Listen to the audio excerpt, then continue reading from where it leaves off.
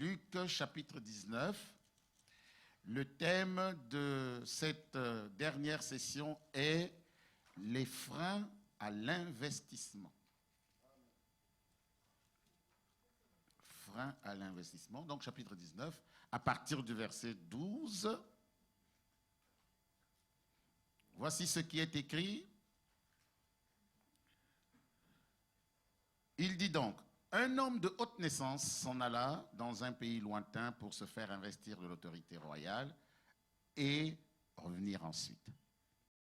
Il appela 10 de ses serviteurs, leur donna 10 mines et leur dit, faites-les valoir jusqu'à ce que je revienne.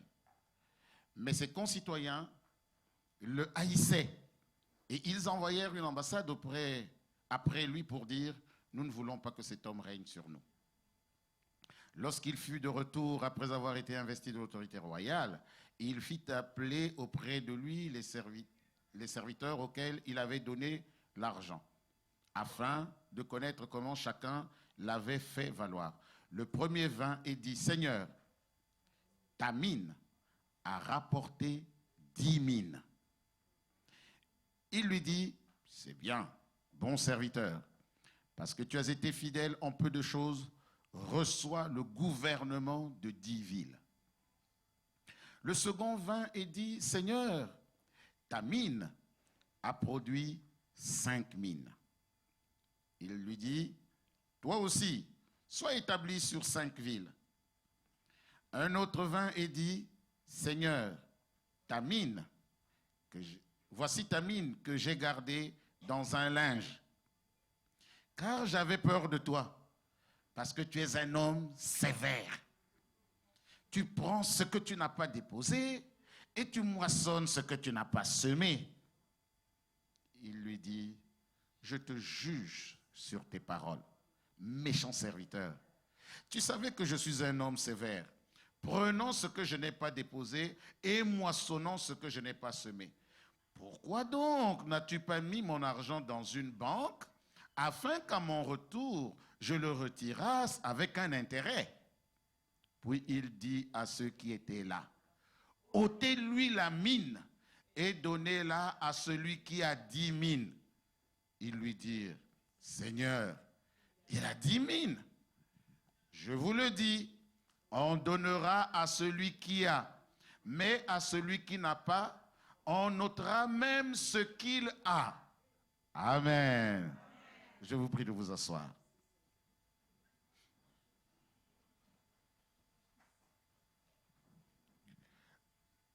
Les freins à l'investissement. Nous voyons qu'ici, alors j'ai choisi la parabole des mines parce que c'est celle qu'on lit le moins. Généralement, on lit la parabole des talents. Et la différence avec la parabole des talents, c'est que l'un en avait reçu 10, l'autre en avait reçu 5 et un autre un seul. Et donc on peut dire, oui, mais là, vous voyez quand même, c'était injuste. Celui qui n'avait qu'un seul talent, ben, il prenait plus de risques que les autres. Ici, chacun a reçu une mine. Alors, ce sont les monnaies de l'époque. Hein. Et donc, chacun a reçu une mine. Et le premier a investi. Il a investi parce que je ne crois pas qu'il avait déposé sa mine sur la table en train de la regarder ou en train de parler en langue sur sa mine. Hein. Vous êtes d'accord avec moi, n'est-ce pas? Oui, parce qu'il y a des gens qui croient que, voilà, si je dépose mon argent sur la table et je commence à imposer les mains, à louer, à glorifier, il ne se passera absolument rien parce que dans la Bible, il y a les règles pour la multiplication de l'argent. Et le parler en langue ne fait pas partie, l'imposition des mains ne fait pas partie, l'argent, ça s'investit. Alléluia. Moi, je suis parfois étonné de voir des gens qui ne font aucun effort d'investissement. Il faut investir. On lui a donné une mine, une seule. Et il est allé investir. Donc vous voyez que ce genre de personne, ce n'est pas celui qui va venir à la fin avant la fin du mois prier, ah maman Déborah, imposez-moi les pieds parce que là où vous voyez là, tout l'argent du mois est terminé. Ah bon? Oui. Comment ça se fait? Ah oui, mais vraiment, j'ai un petit salaire et tout ça. Je peux vous dire une chose. Avoir l'argent, ce n'est pas une question de chiffres. Il y a des gens qui ont des très gros salaires et qui galèrent. Et vous avez des gens qui ont des petits salaires et tout va bien. Il y a aussi des personnes qui ont des petits salaires et qui galèrent. Donc ce n'est pas une question de chiffres. Il faut marcher avec les règles du royaume des cieux. Il faut apprendre à investir comme on a vu dans la réunion précédente. Et lui, avec une seule mine, il a été capable de produire 10 mines. C'est la preuve que nous ne devons pas nous sous-estimer. Nous ne devons pas nous sous-estimer. Les gens peuvent se moquer de toi en disant, oui, voilà, non, bon, tu te vantes pour rien, ça ne sert à rien. Ne vous occupez pas de ça. Investis dans ta mine. Ça veut dire que tu dois travailler, venir à la répétition. Et une fois que tu sors, parce que le problème chez vous, les gens de louange, c'est quoi? La louange, ça se passe seulement à l'église. Non. Tu finis la répétition, tu rentres à la maison, tu travailles, tu retravailles. Tu dois être capable, quand tu arrives ici, tu maîtrises tellement ce que vous avez fait à la répétition que même Dieu lui-même est surpris. Ça, c'est l'investissement. Tu travailles. Et la même chose avec l'argent. Il faut se dire, Seigneur, c'est toi le maître de la pensée. Donne-moi l'intelligence pour que je puisse développer quelque chose.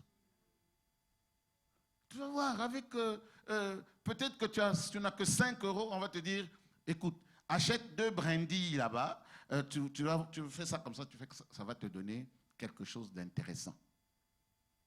Les gens vont se demander, mais comment est-ce qu'il a réussi à développer un truc comme ça?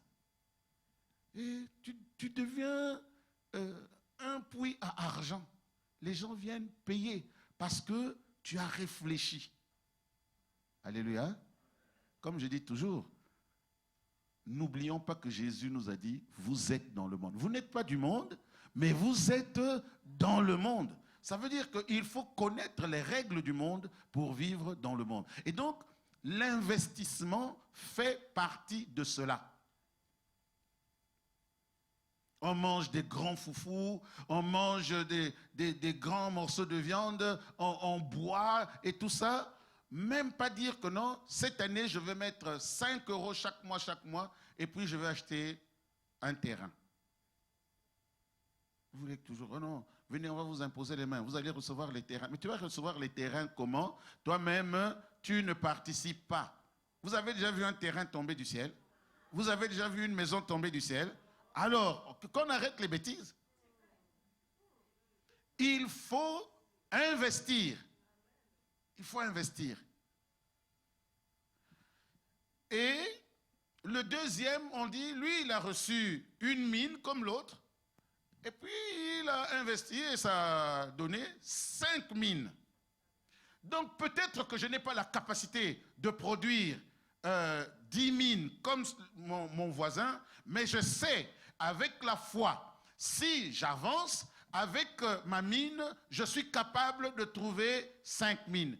Alors, maintenant, le dernier, puisque j'ai dit que je ne vais pas être long, vous allez voir, je sais le faire. Le dernier, il a investi et il n'a pas investi. Il a pris la mine, lui, ça devait être un chrétien pentecôtiste. Il a pris la mine, il a mis dans un linge. D'abord, je ne sais pas pourquoi. Dépose sur le frigo ou sur l'armoire, ça ne changera absolument rien. Non, non, non. Il dit, j'ai mis dans un linge, j'ai gardé dans un linge. Pourquoi tu n'as pas investi? Il dit, car j'avais peur de toi. Le premier frein à l'investissement, c'est la peur. La peur. Les gens ont souvent peur dans la vie.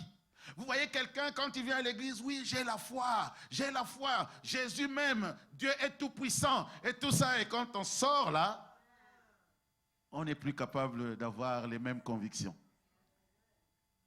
ici, c'est le lieu de la théorie. Et si ce que on dit là, c'est vrai, alors quand on va sortir, ça sera la pratique. Hier, vous avez entendu, pour ceux qui ont suivi le bishop Chimbombo faire le témoignage de comment je lui avais dit non, je voudrais avoir une grande maison. Pas pour me vanter, mais parce que je reçois beaucoup de gens. Et donc, j'avais reçu quelqu'un à la maison et ma fille devait dormir sur le canapé. Non, c'était pas bien. Bon, elle n'avait pas murmuré, mais quand même. Je dis, non, Seigneur, si j'ai plus de place, alors... Et Dieu m'a donné. Maintenant, comment Dieu m'a donné? Parce que c'est là aussi nos témoignages trompent les gens. Dieu m'a donné, on pense que non. Il y a un gros camion qui est venu là. Hop, où est-ce qu'on te dépose? Ah, déposer la maison ici. Non.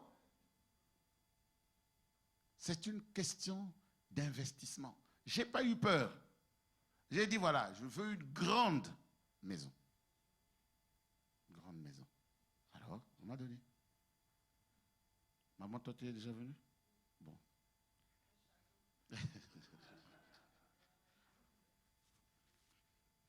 Je vous explique que ce n'est pas une question de prière ou de méditation, non. Dieu doit faire sa part, ça c'est vrai. Mais nous-mêmes, nous devons apprendre que nous sommes des enfants de Dieu et donc nous avons de la valeur. Et Dieu a placé en toi des capacités qui font que tu es capable, plus même que Bill Gates, tu es capable plus que le défunt Steve Jobs, tu es capable plus que toutes ces personnes-là. Mais on a tellement la tête fourrée dans des futilités. Alors on devient excellent dans la méditation, pas la méditation, l'autre, la médisance. Hein, super en calomnie et tout ça. Non, ce n'est pas là. Mets ton énergie dans l'investissement. N'aie pas peur. Parfois, les gens ont peur d'échouer. Ah, j'ai essayé, ça n'a pas fonctionné. Alors, recommence. Quelle est la leçon que tu as tirée de ton échec? Et puis, relance-toi. Même si les gens se moquent de toi, ce n'est pas grave. Ta vie n'est pas la leur. Parce que le jour que tu vas triompher par la grâce de Dieu, ils arrêteront de rire. N'ayons pas peur d'avancer avec le Seigneur. Quand on donne ici la photographie de notre futur centre, je suis sûr qu'il y a des gens qui disent, mais quel rêveur ces gens-là, c'est pas possible. Déjà, et pire, il y en a qui disent, mais moi-même, je n'ai pas eu une maison, je vais construire. Non, ne raisonne pas comme ça. Aie la foi. Parce que la Bible dit, ne méprisez pas les faibles commencements. Peut-être que, bon, moi j'ai commencé, j'ai acheté un truc balèze, mais peut-être que quelqu'un pourrait se dire, moi je vais acheter d'abord une petite maison, tu la ranges très très très bien, tu la valorises, une fois qu'elle est prête, tu la vends. Avec la plus-value, tu achètes une plus grande, tu valorises, tu la revends, puis c'est comme ça. Et chaque fois, Dieu va t'envoyer quelqu'un qui va te dire, moi j'ai vu toutes les maisons, mais celle que je veux, c'est seulement la tienne. Ok, je l'avais acheté 30 000, bon, si je la vends 80 000. Ça te va 80 000? Ah oui, bon, voilà, tu prends 80. Tu as fait une plus-value. Puis tu vas continuer. Et donc, n'ayons pas peur d'investir. Et ça, dans tous les domaines. Même dans la maison de Dieu. Il y a des gens qui ne veulent pas venir chanter parce qu'ils ont peur. Ah oui, qu'en dira-t-on? Tout le monde va me regarder. Ah oui, et puis je ne suis même pas capable. Tant que tu n'as pas essayé, tu ne sais pas. C'est comme les personnes qu'on évoquait hier. On disait hier que, voilà, il y a plusieurs, non, avant-hier je pense, ou peut-être hier aussi, qu'il y avait beaucoup de personnes qui avaient du mal à venir parce qu'ils continuent à penser à Papa Adama. Et donc, quand ils arrivent ici, quand ils pensent à venir, ça les bloque. c'est vrai, mais prends courage. Prends courage. La communauté a besoin de toi. Donc viens, on a besoin de toi. Alors, il dit, deuxième chose, c'est que tu es un homme sévère. Alors, qu'est-ce que ça a à voir? Moi, je te donne une mine pour que tu puisses investir. Que je sois sévère, que je sois bon, que je sois... Toi, quel est ton problème? Maintenant, regardez, ceux qui ont réussi à investir, on leur a donné le gouvernement des villes. Que je sois sévère ou que je ne sois pas. Toi, tu gouvernes maintenant 10 villes. Qu'est-ce que tu vas faire avec ma sévérité? Vous comprenez? Oh non, maman Déborah, quand elle prie, elle ne parle pas beaucoup en langue. C'est quoi? Et alors? Oh non, papa Charles, je ne l'ai jamais vu lever la main en train de trembler. Oui, mais est-ce que c'est ça? Est-ce que c'est ça ton problème? Vous comprenez? C'est-à-dire, ce qu'on est en train d'essayer de dire ici, c'est que beaucoup de personnes sont bloquées à cause de leur regard sur les autres. Toi, tu t'occupes de l'autre. Non, non, non, occupe-toi de toi. Nous connaissons tous les règles, nous sommes dans la maison de Dieu, alors quand tu arrives, tu t'investis et puis peu importe ce que les autres vont penser, parce qu'à la fin, lorsque ton investissement va porter son fruit, Dieu va te donner le gouvernorat de plusieurs contrées. Ensuite, on dit, c'est parce que tu prends ce que tu n'as pas déposé. Menteur, je t'ai déposé une mine. Qu'est-ce que tu racontes? Je n'ai pas demandé à d'autres personnes, je suis venu te demander parce que justement, je t'ai déposé. Et donc, vous comprenez que les préjugés de cet homme constituaient un blocage pour sa propre vie. Mais bien aimé, fuyez les préjugés plus que toute autre chose. Si tu as des préjugés sur quelqu'un, si tu penses que quelqu'un est je ne sais comment, si c'est négatif, prie, sinon approche-toi de la personne.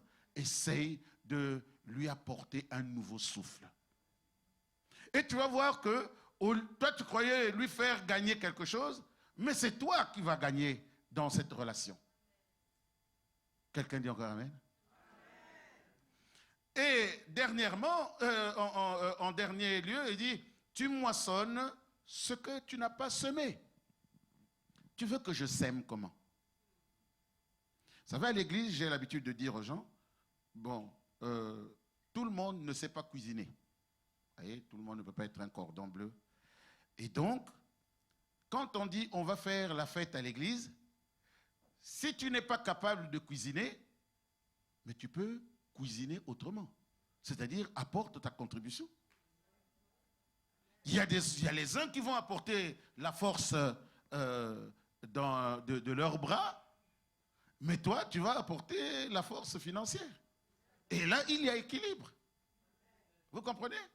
Or, il y a des gens qui disent, ah bon, moi je ne sais pas cuisiner, et puis tu croises les bras et au moment de manger, tu as la bouche ouverte, tu veux même qu'on te mette des trucs dedans. Non, non.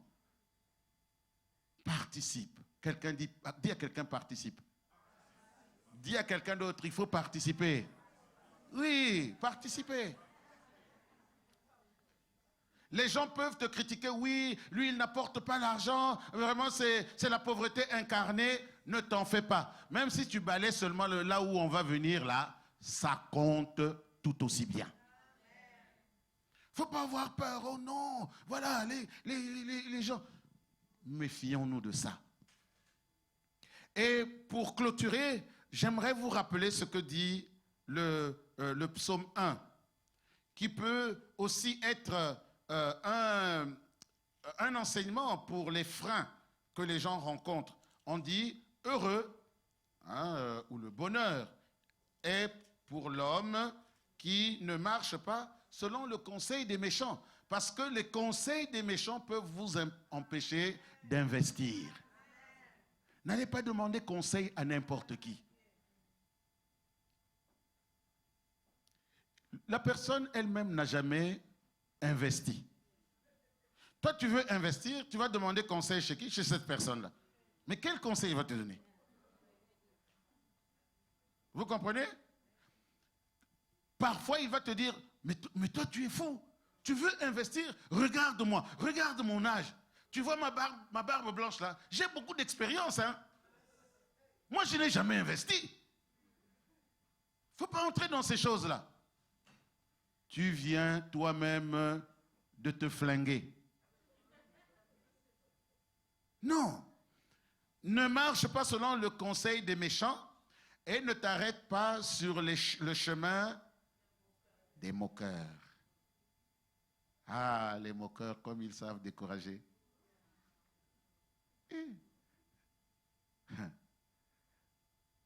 Il y a des mamans en Afrique qui ont fait grandir leurs enfants, fait étudier, ils les ont envoyés dans des grandes écoles européennes avec des beignets.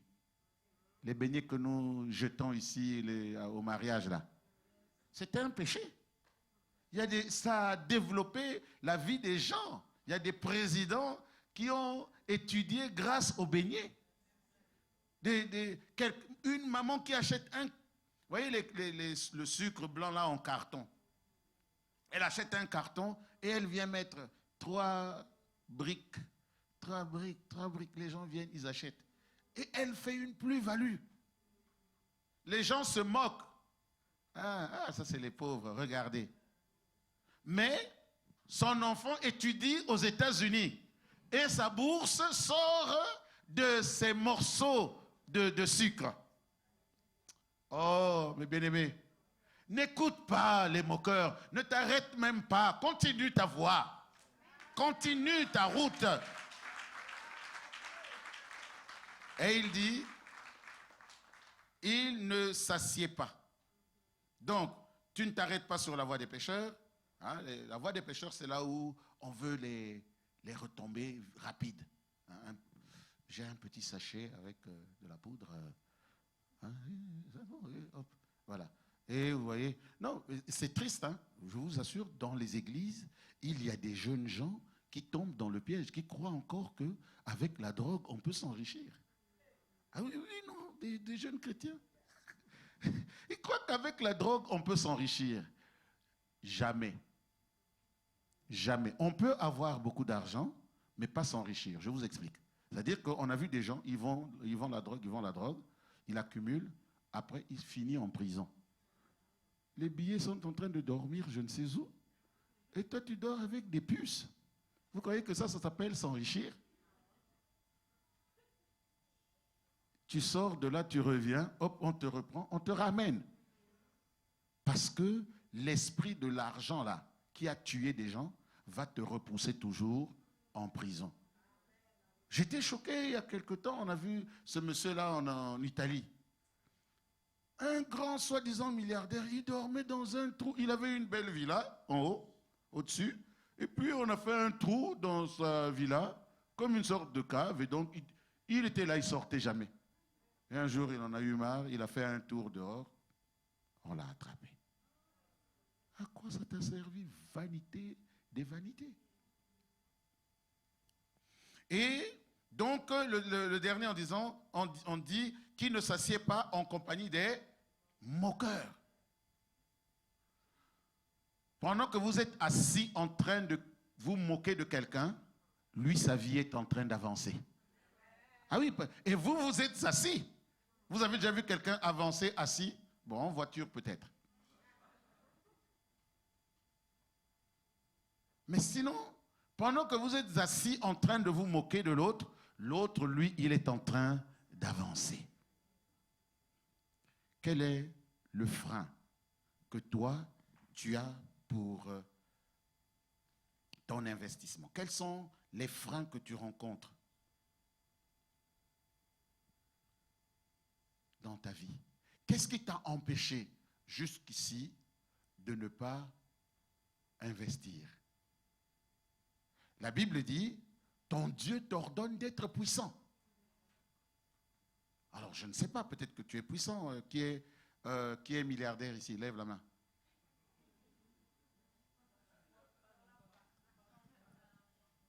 Bon, maintenant, il faut passer à la pratique. Puisque c'est un ordre, Dieu ne peut pas se tromper s'il t'ordonne d'être puissant. Mets-toi en marche. Regarde quelqu'un à côté de toi, dis-lui, on va se mettre en marche. Toutes les bénédictions que vous voyez dehors là, la réussite des gens dehors là, c'est pour vous. Dieu a disposé ça pour vous, mais comme vous-même vous êtes là en train de paresser, alors ça traîne, ça traîne. Maintenant, il est temps de récupérer tout cela. Lorsque j'irai au ciel, j'aurai la vie du ciel. Mais sur la terre là, je veux absolument aller au bout de la bénédiction. Je veux aller au bout de la grâce. Je veux que le jour où Dieu va m'appeler, que je dise, je dirai, j'ai toujours dit, j'espère que le Seigneur me donnera l'occasion de parler à ceux qui seront à l'entour. Je leur dirai, j'ai kiffé la vie. Ah oui, ah oui. Et je vous assure, j'aimerais pouvoir le dire. Et tant que je suis en vie, croyez-moi, là où je suis là, j'ai des ambitions. Un jour, s'il plaît à Dieu, vous entendrez. Ah oui, vous entendrez. Donc, on va en avant avec le royaume de Dieu, mais si le royaume de Dieu est avec moi, alors le monde là aussi, Dieu me l'a donné, et donc je vais marcher dans le monde, je dois traverser avec une empreinte. Je refuse les freins à l'investissement. Est-ce que quelqu'un peut dire avec moi, levons-nous s'il vous plaît? Lève-toi, lève-toi, lève-toi, lève-toi, nous allons prier. Je refuse les freins à l'investissement. Proclame-le.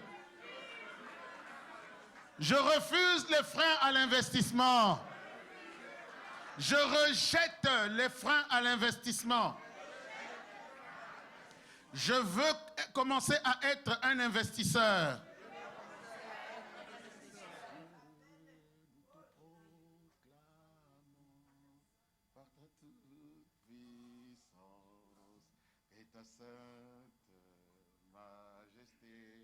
Non?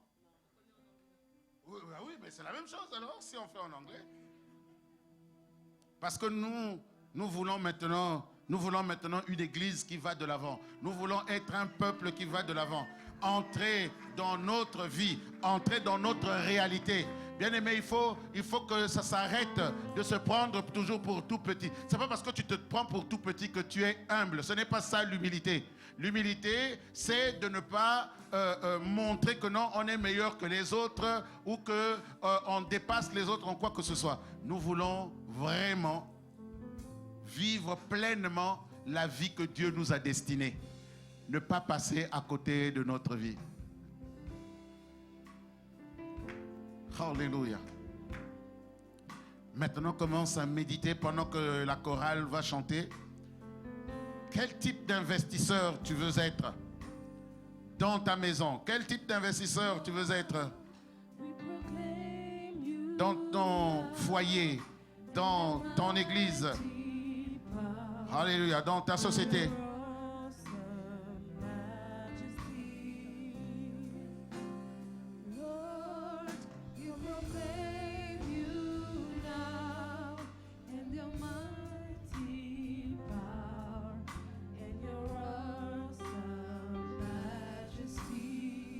Alléluia. Au milieu de nous, déverse ton sang.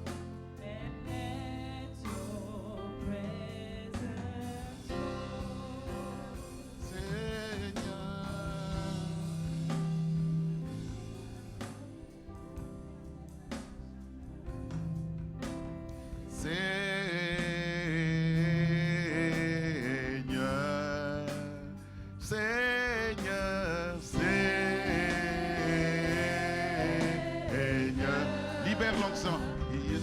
Libère l'onction et que ta présence descend. Seigneur, Seigneur,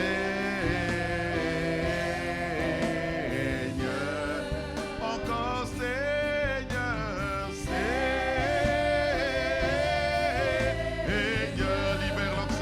libère l'onction et que ta présence descend. Encore Seigneur, Seigneur.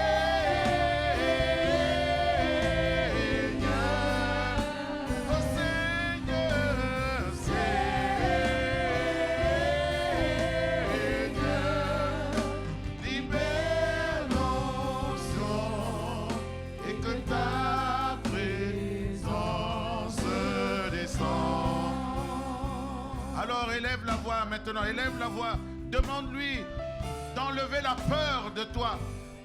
Demande-lui d'enlever les moqueries. Demande-lui de t'éloigner des doutes. Demande-lui de t'éloigner des hésitations. Alléluia. Oh Seigneur notre Dieu, nous voulons te prier. Parce que tu es le Dieu de l'investissement. Tu as investi en moi. Un prix inégalable. Tu as investi en moi. Tu as payé un prix pour moi. Tu ne savais même pas que je pouvais répondre. Moi-même, je ne savais pas. Mais tu as cru en moi, Seigneur. Et maintenant, oh Seigneur, toi qui n'as pas hésité, toi qui n'as pas eu peur, Seigneur, tu as fait toutes choses avec confiance. En livrant l'agneau immolé. Alléluia, pour que nous puissions être remplis de confiance. Afin que nous soyons remplis de confiance. Oh, libère l'onction. Libère l'onction. Libère l'onction sur ton peuple. Alléluia. Brise, Seigneur, les liens qui empêchent tes enfants d'être des bons investisseurs. En esprit et en vérité. Alléluia. Merci, oh Seigneur. Parce que nous allons entrer dans une ère nouvelle. Parce que tu ouvres une ère nouvelle. Oh Seigneur, Seigneur, Seigneur,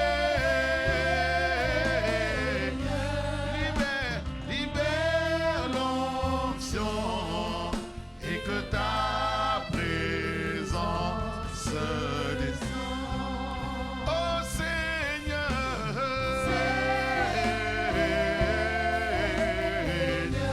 chante avec force. Oh Seigneur,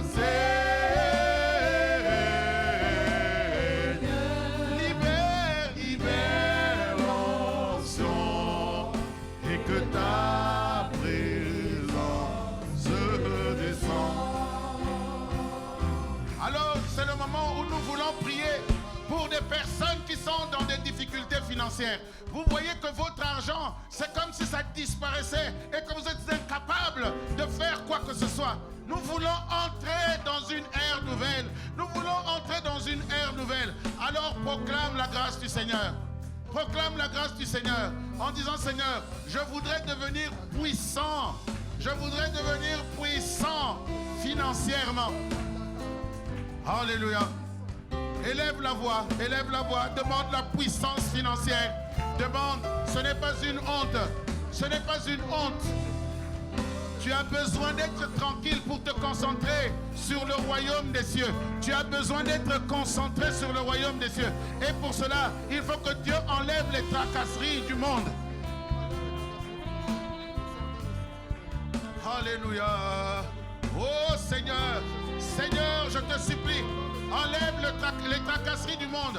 Enlève les tracasseries des choses passagères pour que ton peuple soit concentré sur l'avenir, pour que ton peuple soit concentré sur l'éternité, pour que ton peuple soit concentré. Alléluia. Pour que ton peuple soit tourné vers le futur, pour que ton peuple puisse voir ta grâce. Libère l'onction, Seigneur, et que ta présence descende dans les cœurs. Libère l'onction afin que ta présence puisse briser, oh Seigneur, tout ce qui n'est pas de toi. Brise tout ce qui apporte des blocages au nom puissant et glorieux de Jésus de Nazareth. Alléluia. Seigneur, merci. Merci pour ta présence. Merci pour ton action. Merci parce que tu agis, oh notre Dieu. Merci pour ton action. Alléluia. Nous allons proclamer 3 fois Jésus est Seigneur. Ensuite, nous allons continuer à élever la voix et nous allons demander. Vous savez, bien-aimé, parfois, physiquement, tu te sens, tu vis comme une personne libre. Et peut-être même que ton esprit est libre, mais ton âme peut être attachée quelque part. C'est-à-dire que tu vis éloigné, tu ne te rends pas compte. Quand tu veux entrer dans une réalité, tu n'y arrives pas. Tu as l'impression que toutes choses, même les plus simples, sont compliquées pour toi. Nous voulons demander au Seigneur de mettre un équilibre entre notre âme, notre esprit et notre corps. Alors nous proclamons d'abord 3 fois que Jésus est Seigneur. Avec force, fais-le. Bien aimé, ce n'est pas du cinéma. Vous me connaissez, je ne suis pas quelqu'un qui fait du théâtre. Alors, vraiment, le Seigneur m'a mis à cœur ce temps. Je voudrais que chacun puisse en profiter. Et vous avez bien fait de venir. Alors, je voudrais que nous puissions proclamer avec la plus grande force, Jésus est Seigneur, pour briser les puissances démoniaques. Ensuite, nous allons élever la voix. On y va. 1, 2, 3. Jésus est Seigneur. Jésus est Seigneur. Jésus est Seigneur. Alléluia. Élève la voix. Et maintenant, demande. Alléluia. Demande l'alignement de ton esprit, de ton corps et de ton âme. Alléluia. Oh Seigneur. Quel que soit là où mon âme a été transportée, là où mon âme s'est éloignée, Seigneur, je te demande d'étendre ta main, je te demande d'intervenir en faveur de ma vie, en faveur de ma vie, Seigneur, afin que je réalise ma destinée correctement dans une vie équilibrée. Alléluia. Même si les séances se déchaînent, ça marche? Alléluia. Oh Seigneur notre Dieu, je te prie, ramène les âmes où elles ont été transportées, ramène les âmes d'où elles étaient cachées, ramène les âmes d'où elles ont été allées, elles se sont brisées, Seigneur. Il y a des âmes brisées, il y a des âmes perdues. Seigneur, nous te supplions de les ramener. Amène l'équilibre afin que tes enfants soient des personnes équilibrées, afin que tes enfants puissent être des enfants équilibrés, oh Seigneur, capables de toutes bonnes choses, car c'est par l'équilibre que les gens sont capables de travailler. C'est pourquoi, ô Éternel, écoute notre prière cet après-midi, écoute ton peuple qui élève la voix vers toi. Oh Seigneur, interviens, je te supplie, étends ta main de grâce, étends ta main de majesté. Alléluia. Merci Seigneur. Abrite-moi.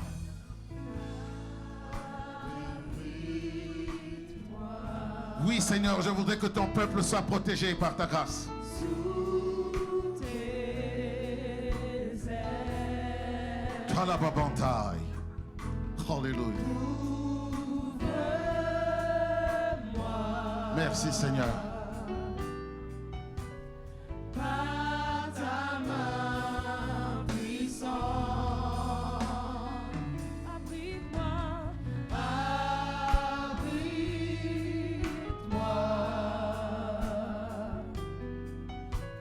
Sous tes ailes,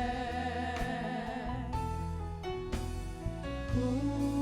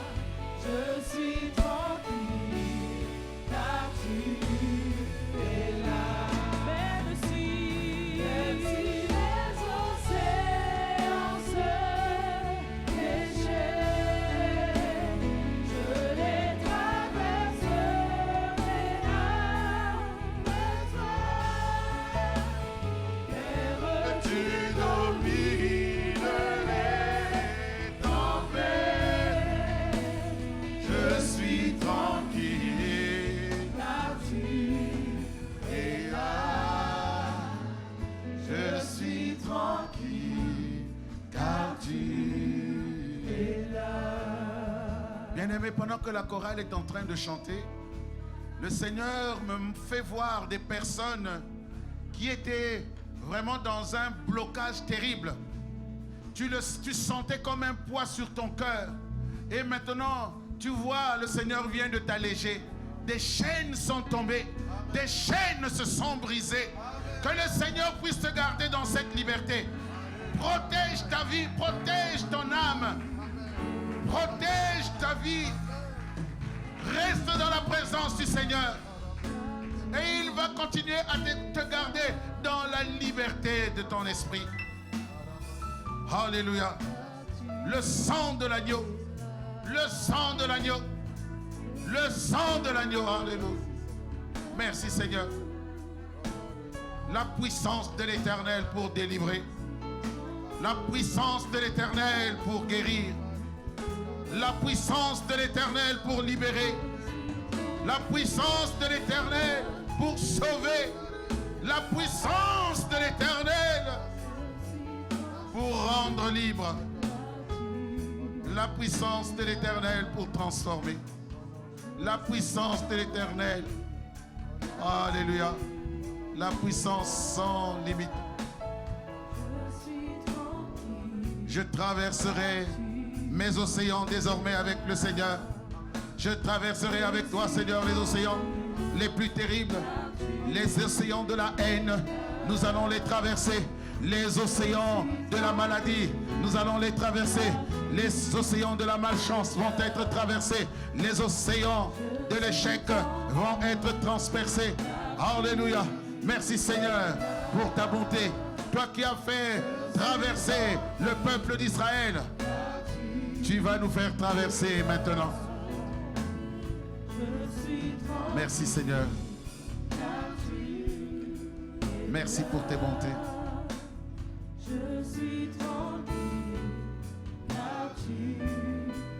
Même si les océans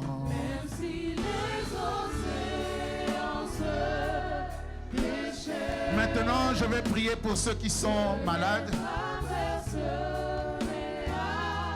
Même si vous vous êtes approchés hier quand on a prié, vous pouvez venir parce que je vais vous faire une onction d'huile.